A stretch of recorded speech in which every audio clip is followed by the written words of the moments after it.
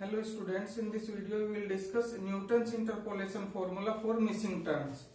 Your chapter is interpolation with equal intervals. For in this chapter first we will discuss about Newton's binomial expansion method for interpolation, or you can say Newton's interpolation formula.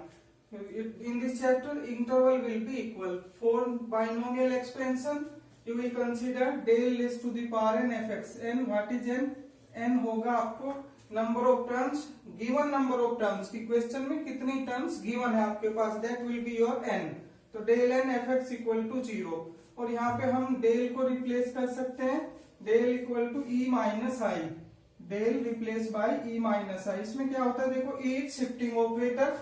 I is identity operator and del is differencing operator. Differencing operator तो difference table में जो use difference operator है ये, तो ये आपका del difference operator del equal to E minus, del equal to E minus I होता है. तो डेल को रिप्लेस किया हमने E minus I whole raised to the power n, ये as it is n number of terms which is given.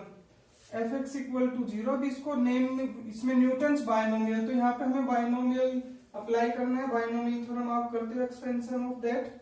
तो यहाँ पे क्या हो जाएगा, E raised to the power n minus, because here is minus so sign will be alternate, plus minus plus चलेंगे, e raised to the power n minus nc1 e raised to the power n minus 1 I plus nc2 e raised to the power n minus 2 I square minus nc3 e raised to the power n minus 3 I cube plus dot dot last term will be minus 1 raised to the power n और I raised to the power n fx equal to 0. तो binomial theorem आप जानते हो expand करना है, minus b whole raised to the power n जैसे होता है उसी तरह से इसको सिंपल वे में आपने एक्सपेंड किया है. NC1 NC2 NC3 ये कॉम्बिनेशन वाला फॉर्मूला है जो आपने पहले भी पढ़ा हुआ है. NCR अगर कहीं पे ओपन करते हैं n factorial upon r factorial into n minus r factorial. या शॉर्टकट से भी निकाल सकते हो, जैसे NC2 है तो 2 टर्म्स आनी है n माइनस 1 अपॉन 2 इंटू 1, तो आप इस फॉर्मूले से शॉर्टकट से भी वैल्यू फाइंड आउट कर सकते हो. अब हमने क्या किया, fx के अंदर मल्टीप्लाई कर ली, e raised to the power n fx minus nc1 e raised to the power n minus 1 fx i नहीं लिखा क्योंकि ये क्या है, आइडेंटिटी ऑपरेटर है, किसी भी फंक्शन में मल्टीप्लाई हो रहा है, कोई फर्क नहीं पड़ रहा है, वैल्यू पे कोई इफेक्ट नहीं पड़ रहा है, तो बिना वजह i को बार बार लिखने का कोई मतलब नहीं है, इसलिए हमने इस वाली लाइन में i को नहीं लिखा है. तो nc1 e raised to the power n minus 1 fx plus nc2 e raised to the power n minus 2 fx minus nc3 e raised to the power n minus 3 fx plus minus dot dot इसी तरह से minus 1 raised to the power n fx equal to 0. ये आपने fx के अंदर multiply की है. अब यहाँ पे देखो जो ये आपका शिफ्टिंग ऑपरेटर है, e raised to the power n fx, इसका फॉर्मूला ये होता है fx plus nh, where h may be difference being unity, या जितना भी डिफरेंस होगा h की वैल्यू उसी के अकॉर्डिंग हम रिप्लेस करते हैं. लेकिन ये शिफ्टिंग ऑपरेटर है, अगर कहीं पे हमें ई स्क्वायर निकालना है तो ये भी एफ एक्स प्लस 2h होता है, और अगर h डिफरेंस बीइंग यूनिटी है तो h की वैल्यू 1 हो जाएगी, यानी it will be F x plus 2, तो ये x प्लस 2 हो जाएगा. तो h डिफरेंस बीइंग यूनिटी यानी जो h डिफरेंस है जिसकी वैल्यू 1 है, तो ये एफ एक्स प्लस 2 लिखा जा सकता है. तो ऐसे यहाँ पे e raised to the power n f x है f x plus n h, h की value according to question, minus nc1 f e raised to the power कितना है यहाँ पे n माइनस 1, तो ये हो जाएगा x plus n minus 1 into h,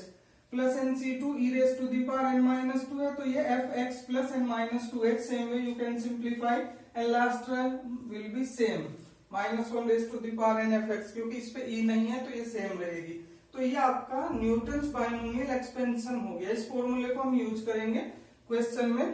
तो कम टू द क्वेश्चन, ये आपका एस्टिमेट द मिसिंग टर्म, तो आपको मिसिंग टर्म निकालनी है इन द फॉलोइंग. x दिया हुआ है, y दिया हुआ है, x 1 2 3 4 5 6 7 है,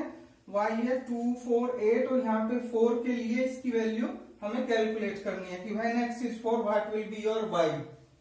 5 के लिए 32 दिया है, 6 के लिए भी 64, 7 के लिए 128 दिया हुआ है. तो अब सोल्व करते हैं इसको. देखो सबसे पहले इसमें टोटल नंबर ऑफ टर्म्स है 7, लेकिन जो n है, नोन टर्म्स क्या है जो आप जानते हो, जो वैल्यू गिवन है, नोन टर्म्स कितनी हुई आपकी 6,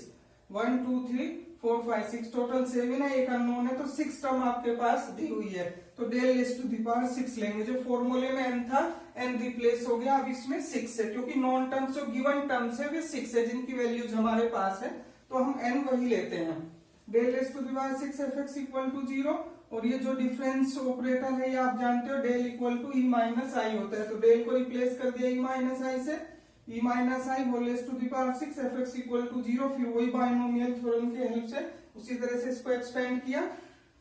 e raise to the power 6 minus 6c1 e raise to the power 5 into I नहीं लिखा हमने क्योंकि आई की वैल्यू 1 ही होती है, इसलिए हमने आई को इग्नोर कर दिया, आई को कहीं पे भी नोट नहीं किया है,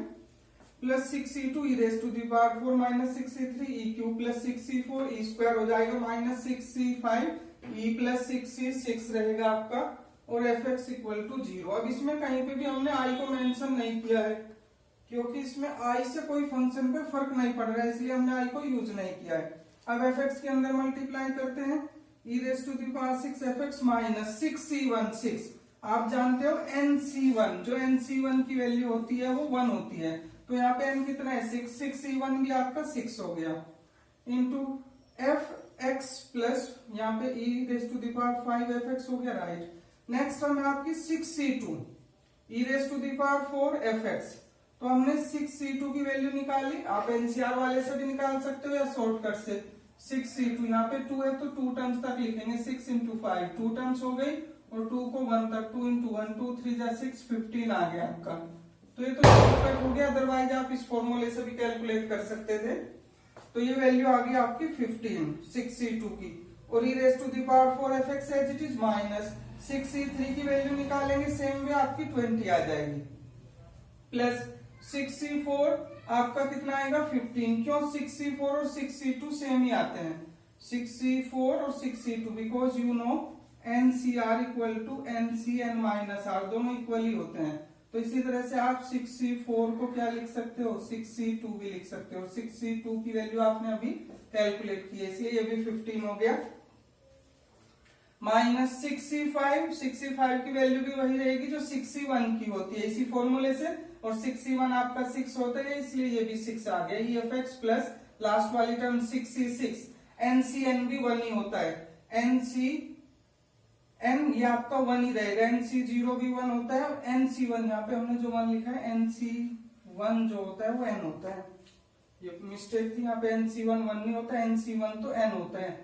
NC0 और NCN ये 1 होते हैं सारे, सपोज करो n में से ऑल आर रिजेक्टेड तब भी एक केस हुआ, ऑल आर सिलेक्टेड तब भी 1 केस हुआ,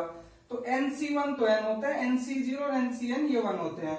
तो यहाँ पे आपका जो है 6c6 1 हो जाएगा, और f x as it is, ठीक है। तो ये वाली टर्म आपने सिंप्लीफाई कर ली कॉम्बिनेशन वाले फॉर्मूले से एनसीआर की हेल्प से। अब ये वही पुराना e raise to the power 6 f x है, तो एफ एक्स प्लस 6h क्यों नहीं आया यहाँ पे, क्योंकि फॉर्मूले में तो हमने बताया था, आप जानते हो कि ये e raise to the power n अगर एफ एक्स होता है तो ये आपका f x plus n h होता है, ठीक है, एन एच होता है, एच एन लिख लो यही की बात है, लेकिन यहाँ पे तो हमने e raise to the power 6 f x को डायरेक्ट x प्लस 6 कर दिया, यहाँ पे h नहीं लिखा, इसलिए नहीं लिखा क्योंकि टेबल में देखो 1 2 3 जो डिफरेंस है h जो है वो डिफरेंस बीइंग यूनिटी 1 है, तो h की वैल्यू 1 हो गई, इसलिए हमने यहाँ पे h मेंशन नहीं किया, सीधा 6 आया है, इक्वल इंटरवल है 1 1 का गैप है, तो h आपका 1 हो गया है, minus 6 as it is e raise to the power 5 f x, फिर यहाँ पे f x plus 5, h mention ही नहीं करेंगे क्योंकि h की वैल्यू 1 आ चुकी है, plus 15 e raise to the power 4 f x, f x plus 4 हो गया, माइनस 20 e क्यूब का एफ एक्स प्लस 3 बन गया, plus 15 e square f x का एफ एक्स प्लस 2 बन गया, minus 6 as it is e f x यानी e की पावर 1 हुआ यहाँ पे, तो एफ एक्स प्लस 1 हो गया, प्लस एफ एक्स लास्ट वाली टर्म एज इट इज। अब ये हमारा सिंप्लीफाइड भी हो गया। अब क्वेश्चन में देखते हैं फर्स्ट वैल्यू क्या है, क्वेश्चन में फर्स्ट वैल्यू एक्स की है 1, तो जो यहाँ पे फर्स्ट वैल्यू होती है हम एक्स को वहीं पुट करते हैं, तो हमने इसमें पुट किया x इक्वल टू 1, अगर यहाँ पे 2 से शुरू है 5 से जिससे भी स्टार्ट होगा फर्स्ट वाली वैल्यू को हम यहाँ पे सिंप्लीफाई करने के बाद x को रिप्लेस कर देंगे उसी वैल्यू से, 1 से किया है तो 1 प्लस 6 7 हो गया, f7 minus 6 numerical value as it is, f x plus 5 यानी 1 प्लस 5 6 हो गया, प्लस 15 एफ 1 प्लस 4 करेंगे 5 आ गया, माइनस 20 एफ 1 प्लस 3 4 आ गया, प्लस 15 एफ 1 प्लस 2 3 आ गया, माइनस 6 f1 प्लस 1 2 आ जाएगा, और लास्ट वाली टर्म f1 क्योंकि x को 1 से रिप्लेस किया, f1 इक्वल टू 0। ये आ गया after putting the value of x। अब हमारे पास टेबल में वैल्यू है, यानी यहाँ पे y था, यहाँ पे fx है, तो y और fx एक ही बात है, y को आप fx लिख सकते हैं, तो नो प्रॉब्लम। अब हमने f7 की वैल्यू देखी, देखो x7 के लिए f7 128 आया, तो इसको हमने f7 को रिप्लेस कर दिया 128 से, minus 6 as it is f6। अब जब x6 है तो फंक्शन की वैल्यू 64 है, तो इसको हमने 64 से रिप्लेस कर दिया, plus 15 as it is f5 की वैल्यू 32, माइनस 20 f4 तो हमें कैलकुलेट ही करना है, तो इसलिए ये वाली टर्म तो एज इट इज रहेगी, f4 ही रहेगा, अननोन है ये तो, प्लस 15 f3 की वैल्यू क्वेश्चन में मेंशन है 8 दी हुई है, माइनस 6 f2 आपका 4 है, प्लस f1 2 है, सारी वैल्यूज पुट कर दी हमने। कैलकुलेटर से आपको सिंप्लीफाई करना है, 128 एज इट इज 6 इंटू 64 करेंगे 384 आ जाएगा, प्लस 15 इंटू 32 करेंगे 480 आ गया, minus 20 f4 as it is, plus 15 into 8 120 आ गया, माइनस 6 इंटू 4 करेंगे 24 plus 2 as it is equal to 0। अब जो आपकी ये पॉजिटिव वैल्यू है 128 प्लस की है, 480 प्लस की है, 120 प्लस है और 1 इन सबको एक साथ किया तो 730 आ गई प्लस की वैल्यू, माइनस 384 है, माइनस आपका 24 है, तो ये 408 आ गया आपका,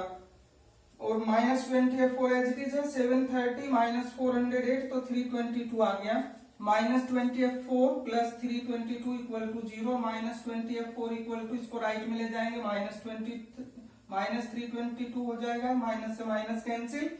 f4 equal to 322 upon 20 simplify करेंगे तो 16.1 आ जाएगा। अब ये वैल्यू आप टेबल से भी देख सकते हो, 3 पे 8 है, 5 पे 32 है, तो इनके बीच का ही कोई आंसर आएगा, तो 16.1 इसकी हमारी वैल्यू आ गई। तो इस क्वेश्चन में तो एक मिसिंग टर्म थी, जो हमने न्यूटन इंटरपोलेशन फॉर्मूले से सिंप्लीफाई किया, इसमें एक मिसिंग टर्म थी। नेक्स्ट वीडियो में हम जब 2 मिसिंग टर्म है तो वो वाला क्वेश्चन लेंगे, 2 मिसिंग टर्म है तो 2 इक्वेशंस मिलेंगी, उनको सोल्व करने के बाद में हमारे पास वैल्यू आएंगी। Thank you.